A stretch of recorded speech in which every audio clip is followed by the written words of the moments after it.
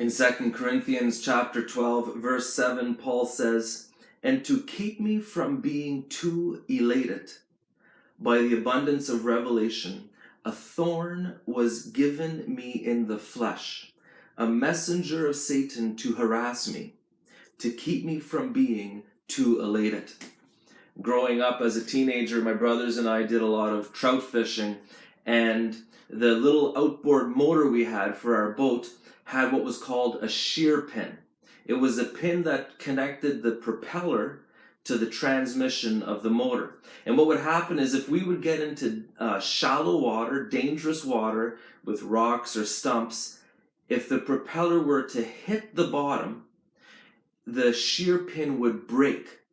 The power from the propeller couldn't go to the transmission. The shear pin would break, and we would have to stop the boat, lift the motor out of the water, and put a new shear pin in, a pin made of soft metal that could easily shear or break.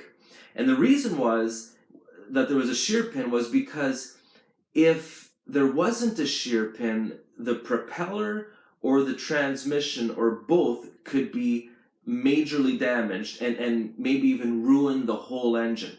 So too in the spiritual life. The Lord allows us to have sins of weakness, sins that are, like Paul says, a thorn in the flesh, that we wish would just go away. We beg God, Lord, make them go away, but they don't. And the reason is because these sins, these falls into weakness prevent us from falling into a greater sin, a more dangerous sin, and that is the sin of pride, becoming elated. These weaknesses in our life, I mean, we need to keep fighting against them. We need to keep striving to become free from these weaknesses, but we shouldn't be too hard on ourselves. We should understand that the Lord does allow us to be humbled sometimes through these thorns in our flesh, because He knows that these things prevent a greater catastrophe, and that is falling into pride, which is far worse than our little sins of eating too many cookies, or maybe snapping at someone or sleeping in too long.